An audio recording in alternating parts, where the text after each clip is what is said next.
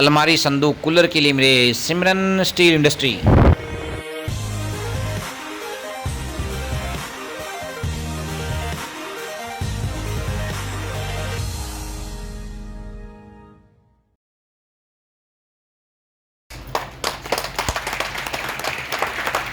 मेरे BA last exam जो मैंने फाइनल ईयर के दिए थे वो इसी कॉलेज से दिए थे, लेकिन आज मुझे सौभाग्य मिला है, एज ए चीफ गेस्ट आप लोगों ने बुलाया मुझे, इसके लिए मैं अशोक भवानी वाला जी का मैं धन्यवाद करूंगी कि ये बताते हुए मैं और भी गर्व फील कर रही हूँ कि जो मेरी बहनों ने इतनी सुंदर प्रस्तुति दी, चाहे वो योगा की हो, बहुत ही खूबसूरत गाना आपने चूज किया है, हर हर शंभो है, बहुत ही खूबसूरत, और उसके ऊपर जो परफॉर्मेंस दी लाजवाब।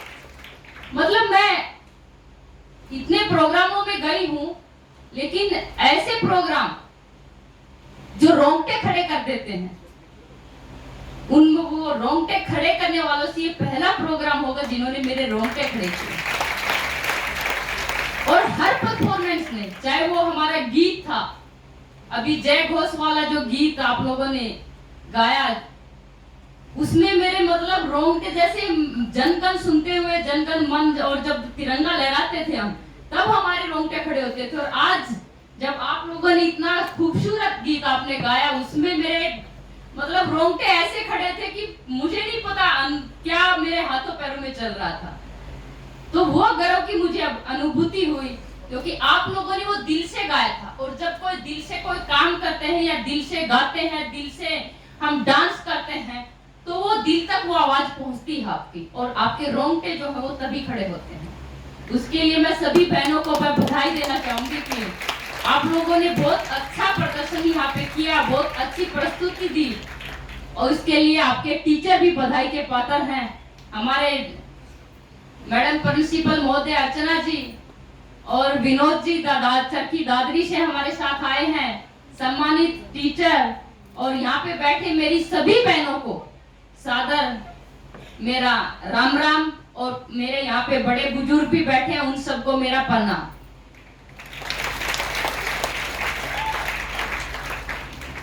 रेखा बहन ने जो कविता जो गाई थी, वो रेखा नाम था ना उनका, रेखा ने तो ऐसा जोश भर दिया कि मेरे आंखों में पानी आ गया था। मतलब मैं उठ भी नहीं पा रही थी, मेरे अंदर इतना जोश भर दिया, मुझे ऐसे लग रहा था कि मैं इसको सुनते ही जाऊं।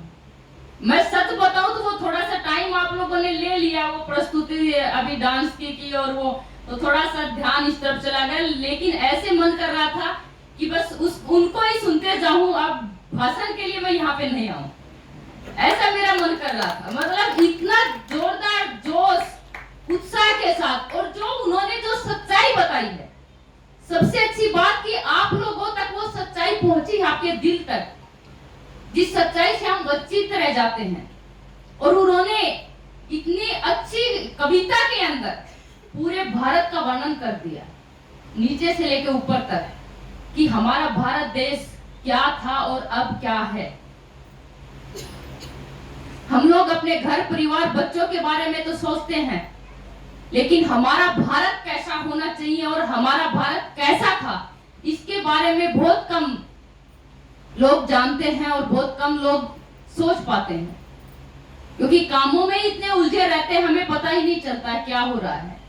तो मेरी बहनों से आग्रह करूंगी कि हर क्षेत्र में आप लोग आगे बढ़िए, चाहे पढ़ाई का क्षेत्र हो, चाहे खेल का क्षेत्र हो, चाहे अभिनय का क्षेत्र हो, चाहे राजनीति का क्षेत्र हो, आपकी भागीदारी होना बहुत जरूरी है। ये क्षेत्र, जैसे हम छोटे छोटे बच्चे थे और जब हमने कुश्ती खेलना स्टार्ट किया, तो बहुत से लोग बोलते थे कि कुश्ती है वो महिलाओं का गेम नहीं है, वो पुरुषों का गेम है। लेकिन आप लोगों को मैं बताना चाहूंगी कि एक बार एक दंगल में हम गए थे राजस्थान में, और वहां पे मेरे भाई भी हमारे साथ दंगल खेलने के लिए गए। तो दंगल खेलने के लिए, क्योंकि उस टाइम लड़कियां कुश्ती करती ही नहीं थी, तो हम तो दंगल लड़कों के साथ करते थे, और जो ट्रेनिंग जो प्रैक्टिस करते थे कुश्ती की वो भी लड़कों के साथ करते थे। तो उन्होंने देखा कि ये लड़कियां हैं और दंगल खेलने आई है, तो बोले बेटा यहाँ पे आपका कोई काम नहीं है, यहाँ पे तो लड़के कुश्ती करते हैं। हमने कहा कि सर हमें दंगल लड़ना है। बोले कौन से शास्त्र में लिखा है कि लड़कियां कुश्ती करती हैं? थोड़ा एकदम धक्का सा भी लगा कि ये कैसा सवाल कर दिया। तो हमने वापिस से पलट के जवाब दिया कि कौन से शास्त्र में ये लिखा है कि लड़कियां कुश्ती नहीं कर सकती। क्योंकि हमें तो भगवान के रूप में, देवी के रूप में महिलाओं को पूजा जाता है। और जब भगवान श्री कृष्ण हो चाहे भगवान राम की बात करें, तो उन्होंने भी सीता माता को साथ में बैठाया, इतना तवज्जो दी, इतना सम्मान दिया। हम कौन होते हैं? हम कौन होते हैं कि ये बताने वाले कि महिलाएं ये नहीं कर सकती और लड़कियां ये नहीं कर सकती? तो अपने आप से प्रश्न कीजिए कि लड़के कर सकते हैं वो हम सब भी कर सकते हैं। और वो एग्जाम्पल आप लोगों के सामने है। सिर्फ मैं अपना नहीं बता रही हूँ, बहुत सी लड़कियों ने एग्जाम्पल सेट किया है। हमारी जैसी बहुत सी बहनें हैं जिन्होंने मेहनत करके अपने बलबूते पे दिखाया है कि लड़कियां भी वो सब कुछ कर सकती हैं जो लड़के कर सकते हैं। इसीलिए तो दंगल फिल्म में डायलॉग आपको याद होगा ना, हमारी छोरियां क्या छोरों से कम है?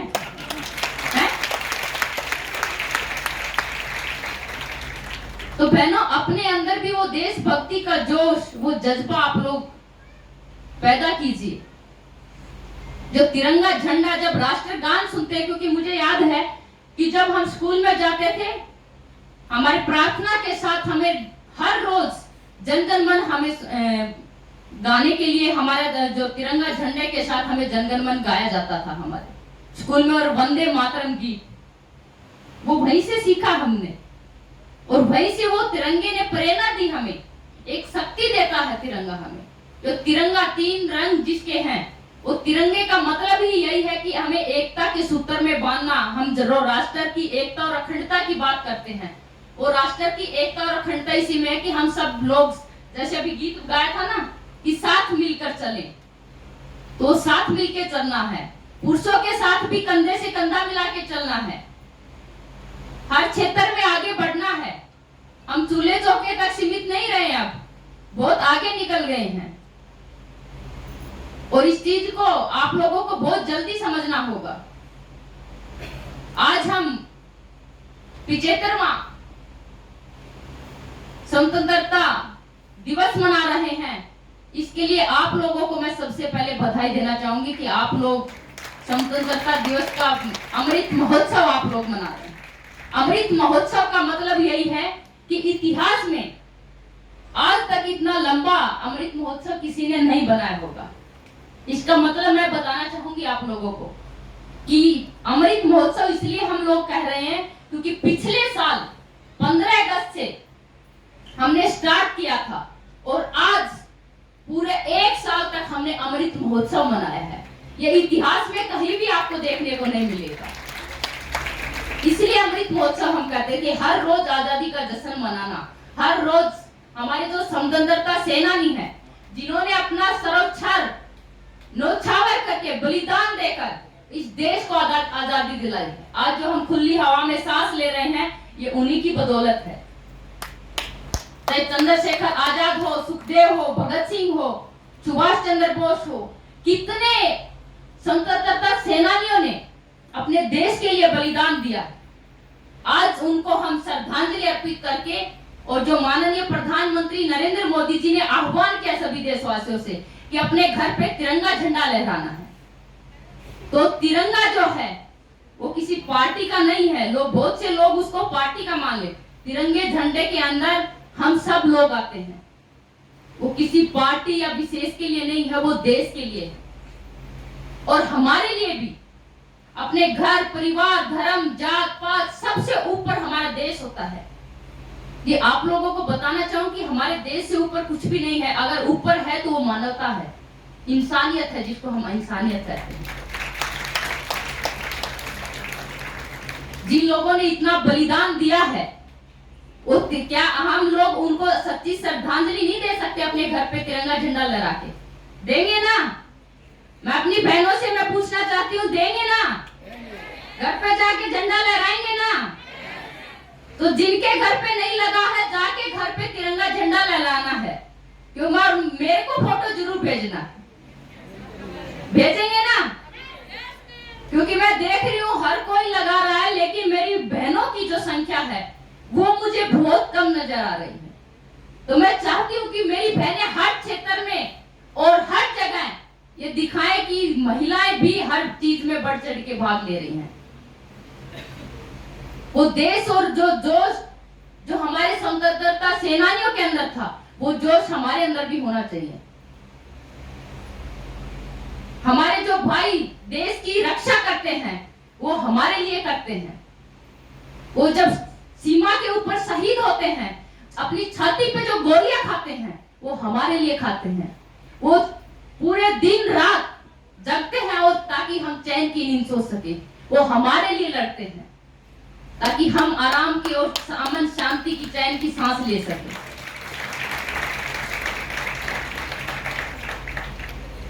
और आप लोगों के अपना तो भिवानी जो क्षेत्र है, खेलों के साथ साथ सेना के जवानों से भी बहुत प्रसिद्ध है।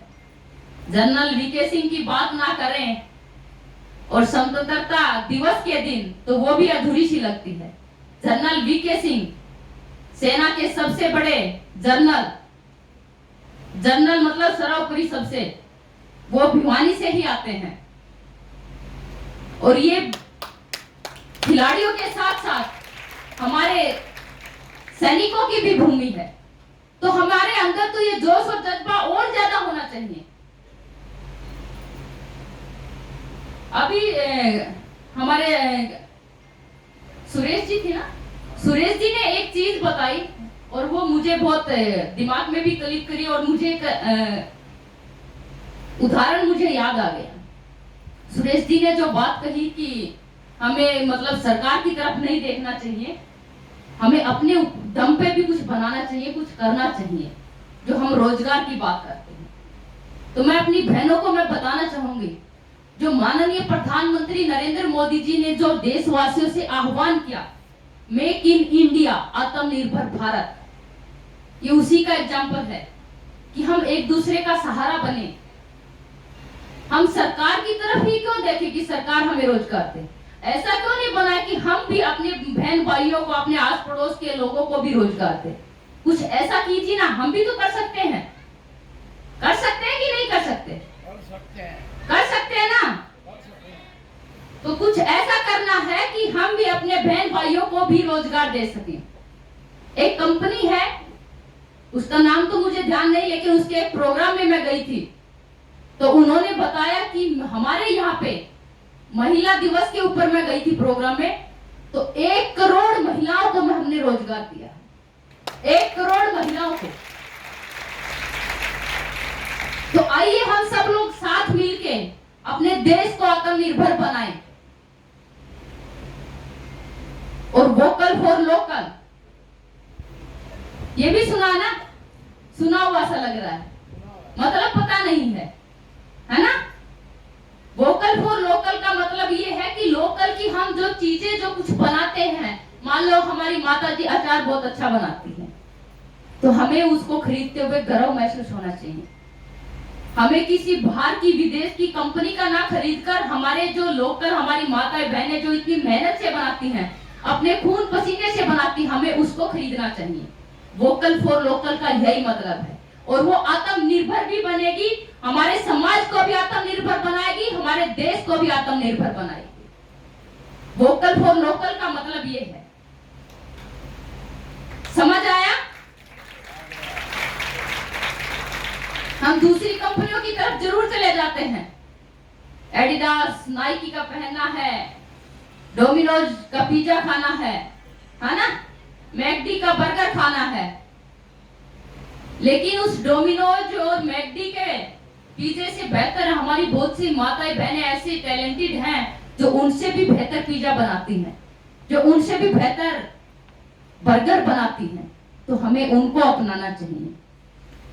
हमारा भारत देश, जो हम आत्मनिर्भरता की बात करते हैं, वो आत्मनिर्भर तभी बनेगा जब हम अपने लोगों को मौका देंगे और अपने लोगों की अहमियत, उनका खून पसीने की जो कमाई है, उस खून पसीने को हम अपने अंदर समाएंगे और उनको भी आत्मनिर्भर बनाएंगे, तभी हम हमारा जो विश्व गुरु, जो देश, हमारा जो देश जिसको हम सोने की चिड़िया कहते थे, वो तभी बनेगा। हमारा भारत देश सोने की चिड़िया था, है और हमेशा रहेगा। लेकिन कहीं कुछ चीजें जो पिछड़ गई हैं, जो किसी कारणवश, उसको हमें दोबारा से विश्व गुरु बनाना है। आज तक सुना होगा ना आपने कि भारत सोने की चिड़िया कहा जाता था, और इसीलिए जो अंग्रेज आए थे वो लूट के लेके गए थे, क्योंकि भारत सोने की चिड़िया था। पहले मुगलों ने लूटा, फिर अंग्रेजों ने लूटा, इतना लूट के ले गए, लेकिन फिर भी आज भारत अपने दम पे खड़ा है।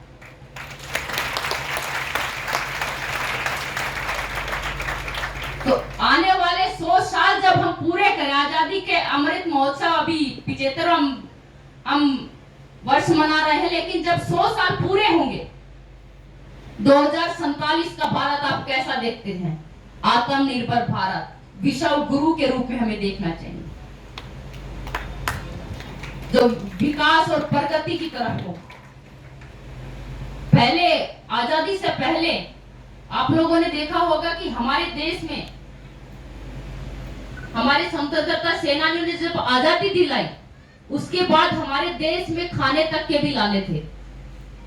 आप लोग तो इतिहास पढ़ते हैं, मैंने तो पढ़ के मतलब 10-15 साल हो गई, पढ़ाई छोटी, लेकिन अभी याद आ रहा है मुझे वो सारी चीजें।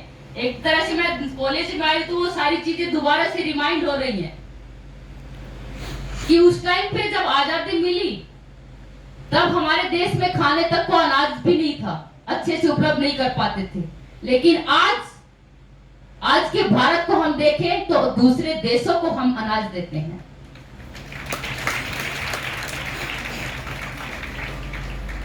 चाहे किसी भी क्षेत्र में हो, पहले के भारत में और अब के भारत में हमें बहुत कुछ विकास और प्रगति की तरफ ले जाता हुआ दिखाई देगा। तो इसलिए बहनों, मैं एक चीज कहूंगी कि हमें आत्मनिर्भरता की तरफ भी बढ़ना है, एक दूसरे का हाथ पकड़ के भी आगे बढ़ाना है, हाथ पैर खींचना नहीं है, है ना? आगे बढ़ाना है। और जब हम एक दूसरे को आगे बढ़ाते हैं तो हम खुद आगे का बढ़ जाते हैं, आपको भी नहीं पता चलता।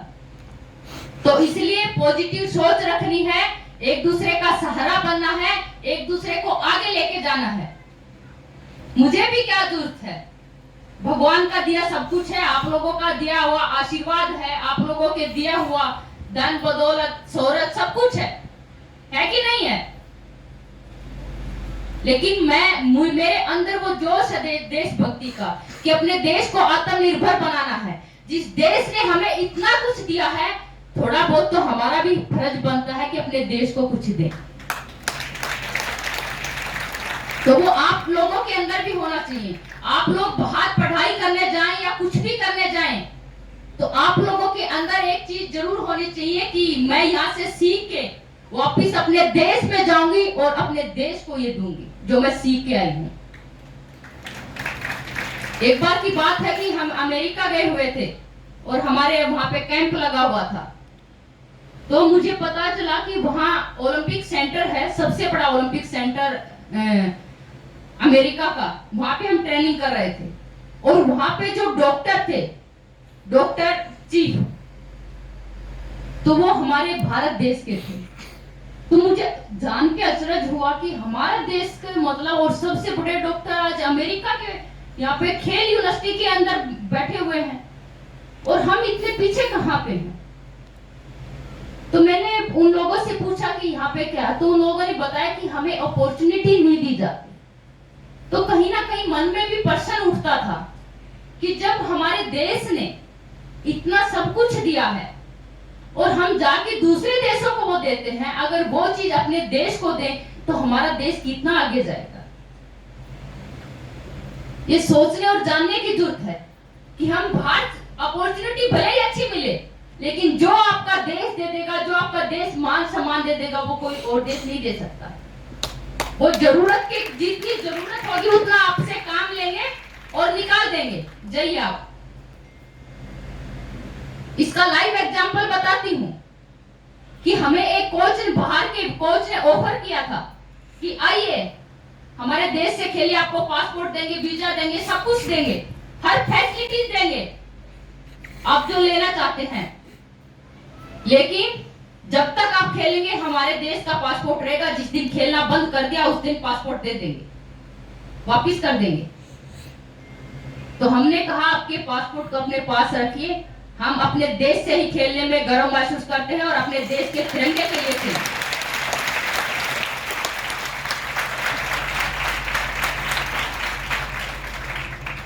तो इसलिए मैं कहती हूँ कि जो आपका देश दे देगा, जो आपका देश मान सम्मान जो सिराकों पे बैठा देगा, वो कोई और देश नहीं बैठा सकता। तो जब भी कुछ बाहर से कुछ सीखे, पढ़ें, जानकारी बहुत जरूरी है, नॉलेज लेनी बहुत जरूरी है, हमें लेना है, सीखना है, लेकिन वापस आके अपने देश को भी कुछ देना है। इस सोच के साथ आप जाइए कि अपने देश के लिए कुछ करना है। जो हमारे भाई सीमा के ऊपर हमारे लिए गोलियां खाते हैं, उन भाइयों के लिए भी उनका सिर ऊंचा रखने के लिए, उस तिरंगे को और आगे ले जाने के लिए उनके साथ कंधे से कंधा मिलाकर अपने देश को कुछ देना है। ये चीज हमेशा अपने दिमाग में रखिए।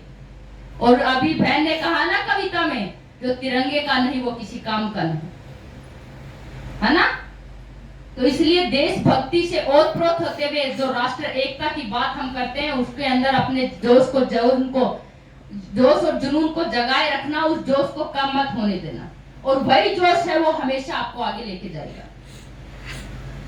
ज्यादा कुछ नहीं करते हुए बहनों से कहूंगी कि बहन छुई मुई बनना छोड़ दो और धाकड़ बनना स्टार्ट कर दो, है ना। अब बहनों ने इतना अच्छा योगा किया है, उनसे पूछ के देखना उन्होंने कितनी मेहनत की होगी, कितना पसीना बहाया होगा, और उनका कॉन्फिडेंस देखेंगे ना आप लोगों से ज्यादा दुगना होगा। तो सुबह उठ के थोड़ा बहुत अपने लिए भी समय निकालिए, चाहे आधा घंटा निकाले, योग करें, प्राणायाम करें या दौड़ लगाएं। क्योंकि आजकल जो मैं देखती हूँ तो बहनें क्या नाम स्लिम बनने के चक्कर में खाना पीना छोड़ देती है।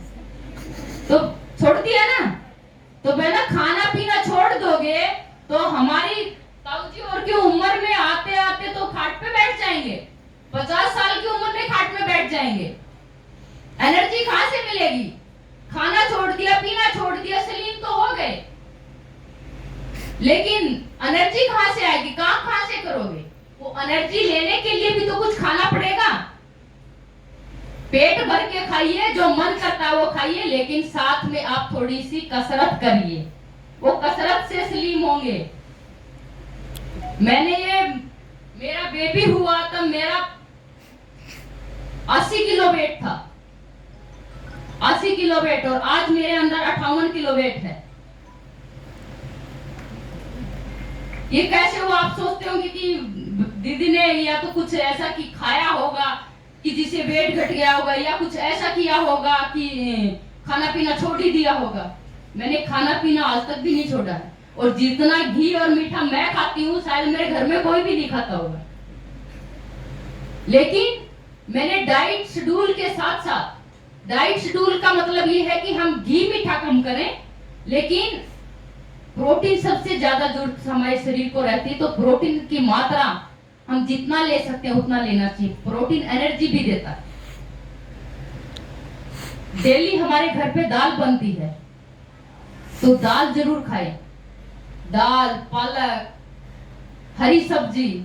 आप तो फिजिकल एजुकेशन जो टीचर पढ़ाती है वो तो पढ़ाती होंगी आपको, और आप लोग पढ़ते हैं, आप लोगों को ही पता होगा कि ये कितना इंपॉर्टेंट है, क्योंकि हमने लाइफ में अनुभव किया इस चीज को कि प्रोटीन कितना जरूरी है। प्रोटीन हमारे सेहत के लिए इतना जरूरी है, वजन घटाने में भी वो हेल्प करता है और वजन बढ़ाने में भी। सारी बहनें समझते होंगे भाई आजकल तो इंग्लिश इतनी इंग्लिश में बोलते हैं आप लोग, तो हम तो हिंदी मीडियम में ही पढ़े हैं, बोलते हैं ना। अच्छा, स्प्राउट का मतलब होता है कि अंकुरित अंकुरित जो अनाज होता है। जैसे दाल को हमने रात को भिगो दिया और वो छोटे छोटे अंकुरित तो हो जाते हैं, होते हैं ना, तो उसको स्प्राउट बोलते हैं। वो उसके अंदर सबसे ज्यादा प्रोटीन होता है, और सबसे ज्यादा एनर्जी भी देता है। आपको वेट लूज करना है तो वो खाइए सुबह उठ के। सोयाबीन की दाल बनाइए, सोयाबीन, मूंगफली, हरे मूंग, ये तीनों रात को भिगो दो और सुबह उठ के दाल बना के खाइए। इतनी एनर्जी देगा आपके अंदर। इसलिए मैं कहती हूँ कि भूखे मर के पेट नहीं घटाना है, खाना छोड़ के पेट नहीं घटाना है, मेहनत करके कसरत करके पेट घटाना है। सांस अंदर खींच के पेट को कम नहीं करना है ना। खुले में सांस लीजिए लेकिन मेहनत करनी, करेंगे ना? ऊपर हाथ करके बताइए कौन कौन करेगा। Very good. अगर वास्तव में आप लोगों ने आज संकल्प लेके जाएंगे तो मैं भी हृदय के साथ खुश होके जाऊंगी। पूरे दिल खुश, मेरा ऐसे झूमता हुआ गाता हुआ जाएगा कि मेरी बहनों ने आज संकल्प लिया है, तो मेरा जाना वहां पे सफल हो गया। करेंगे ना? करेंगे ना? आवाज कम आई इधर से, क्या बात बहन, खाना नहीं खा के आए लग रहे हैं ना? है ना? छुई बनने के चक्कर में खाना कम कर दिया है। खाना खाएंगे, मेहनत भी करेंगे ना? जितना टाइम सोशल मीडिया को देता हूँ, थोड़ा बहुत टाइम अपने शरीर को भी दे दो, है ना? सोशल मीडिया में कुछ नहीं रखा, फोटो जूम करके देख लेते हैं, दूसरों को बस देखने में कौन क्या कर रहा है, क्या चल रहा है। देखना जरूरी है, थोड़ा बहुत देखिए, लेकिन इतना भी मत देखिए कि खुद को ही भूल जाओ कि तुम क्या हो। अपने शरीर को ही भूल जाओ कि आपका शरीर भी बीमार पड़ रहा है, और ये भूल जाओ कि आपका लक्ष्य क्या है, आपका टारगेट क्या है, उस लक्ष्य को भी भूल जाओ से जुड़ने के लिए। और मैं महिला विकास निगम की चेयरपर्सन होने के नाते एक चीज और भी कहूंगी, अगर मेरी बहनों को पढ़ाई के लिए कभी भी लोन की जरूरत हो तो महिला विकास निगम आपको दिलाएगा। और जो ब्याज बैंक देता है, मान लो 5% पे देता है, 7% पे देता है, तो उसका 5% इंटरेस्ट जो है वो महिला विकास निगम देगा, आपको देने की जरूरत नहीं है। उसके ऊपर होगा वो आपको देना पड़ेगा, लेकिन 5% ब्याज जो है वो महिला विकास निगम देगा। तो इसके बारे में भी थोड़ा अवेयर आप लोग हो। अगर किसी को जरूरत हो कभी भी मुझे बताइए, और आप लोगों का आपका हक है। सरकार ने जब योजनाएं चलाई है तो ये रखने के लिए या बनाने के लिए योजनाएं नहीं बनाई है, वो इम्प्लीमेंट करने के लिए बनाई है। और आप लोग के पास जितनी ज्यादा जानकारी हो सकती है हम जानकारी देंगे, और आप लोग जितना लाभ उठा सकते उतना लाभ उठाइए। सरकार दे रही है तो लाभ उठाने में क्या जाता है? कुछ नहीं जाता ना। तो सबके सब लाभ उठाइए सरकार की योजनाओं का। अगर किसी भी योजना, सिर्फ मैं महिला विकास निगम की नहीं कहती, सरकार की जितनी भी योजनाएं हैं, अगर किसी को प्रॉब्लम आ रही है, मेरी बहनों को, मेरी माताओं को अगर उस योजना का लाभ नहीं मिल रहा है, कोई अधिकारी या कोई भी आपसे पैसा मांगता है, तो मुझे जरूर बताइए। जी, एक सुझाव मेरा भी है कि इनको बच्चियों को देना, आपका नंबर, एक सरकारी नंबर जो निगम का है वो नोट करवा दे। बिल्कुल बिल्कुल, मैं नंबर दे के जाऊंगी, अशोक जी को, आपकी मैडम को मैं नंबर दे के जाऊंगी। किसी को भी जरूरत हो जरूर मुझे बताइए। और इमरजेंसी फोन करें तो इमरजेंसी में, नहीं तो मैं व्हाट्सएप ग्रुप बना दूंगी। जिस भी बहन को जरूरत हो तो आप मुझे मैसेज कर दे, और अर्जेंट अगर किसी को हो तो फोन कर लीजिए। ठीक है? खुश है? और किसी भी तरह की दिक्कत हो, बहन के नाते घर की भी कोई डिस्कस करनी है, घर वालों को समझाना हो, मान नहीं रहे हो किसी चीज को, तो भी मेरे से बात कर लीजिए, समझा देंगे। और ऐसे कोई माँ बाप नहीं होता, मैं सच्चाई बताती हूँ, ऐसा कोई भी माँ बाप नहीं होता जो अपने बच्चों की बातों को नहीं मानते हो, नहीं सुनते हो, लेकिन समझाने वाला चाहिए, उनको एक्सप्लेन करने वाला होना चाहिए। आप गूंगे बन के बैठोगे, आप सोच लो कि माँ बाप मेरी बात को समझ रहे, ऐसे नहीं समझेंगे, आपको बोलना पड़ेगा उसके लिए।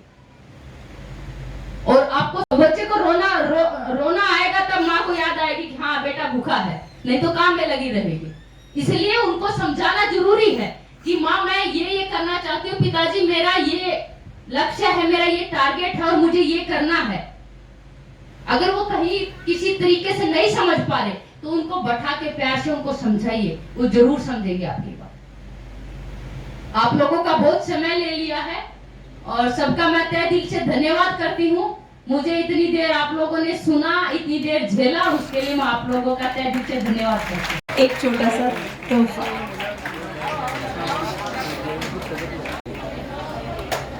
छात्राओं से मिले हैं, रूबरू हैं, सांस्कृतिक देशभक्ति कार्यक्रम रहे हैं, क्या कहना चाहते हैं, मैसेज?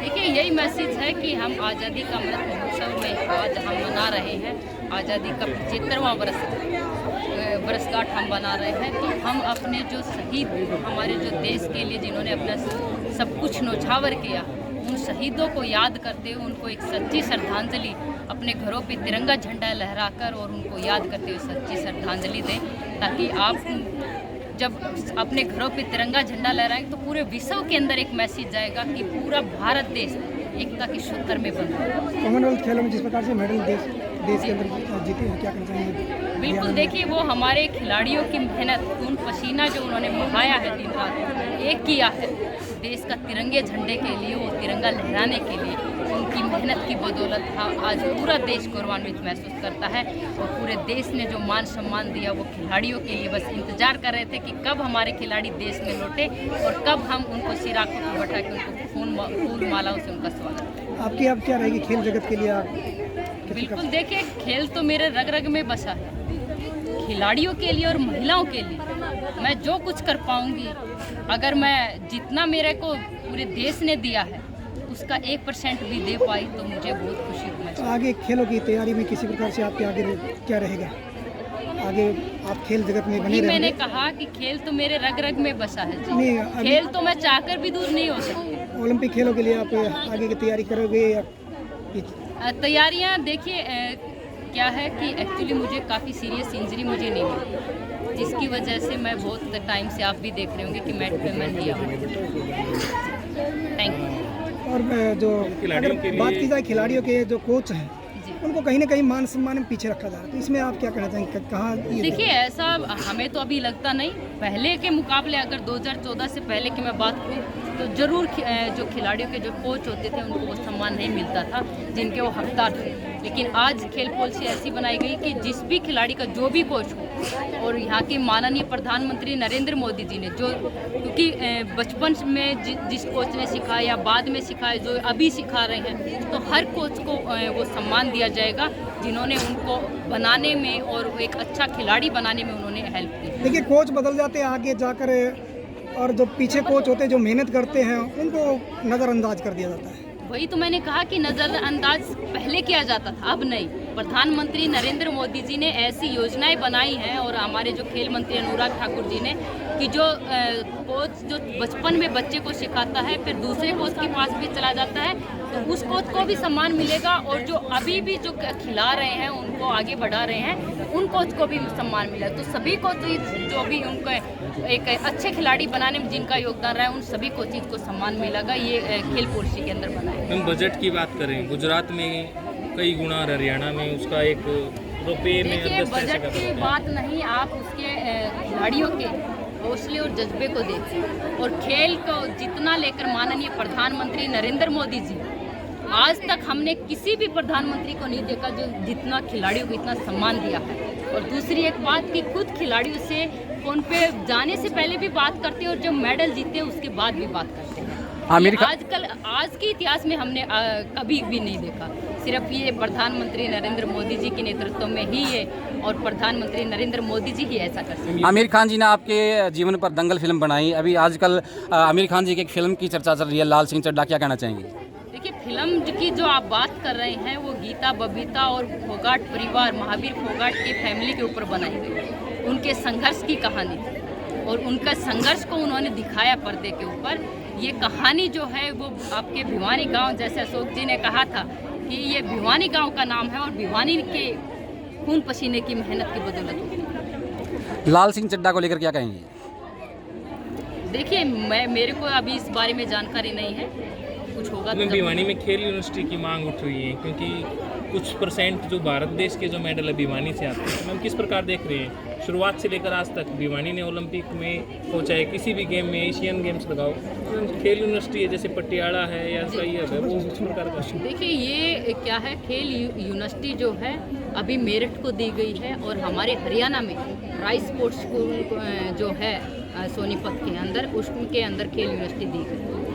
भिवानी में क्या मैम भिवानी के भिवानी में लिए आपको भिवानी को लेकर क्या आपका देखिए रुख है? वो तो खिलाड़ी तो पूरे देश से ही निकलते हैं, हम प्रॉपर भिवानी की नहीं बात कर सकते। भिवानी से हाँ अच्छे खिलाड़ी निकले हैं, तो आने वाले समय में जरूर इसके ऊपर हम सरकार से और हमारे प्रधानमंत्री जी से, मुख्यमंत्री से इस बारे में चर्चा करेंगे और हो सकता है कि शायद बहुत कुछ और आगे आने वाले समय में बहुत कुछ सरकार करें। Thank you. धन्यवाद। लोहे की अलमारी, कूलर, संदूक, पेटी इत्यादि के लिए संपर्क करें सिमरन steel industry, Tosham road, Baliyali.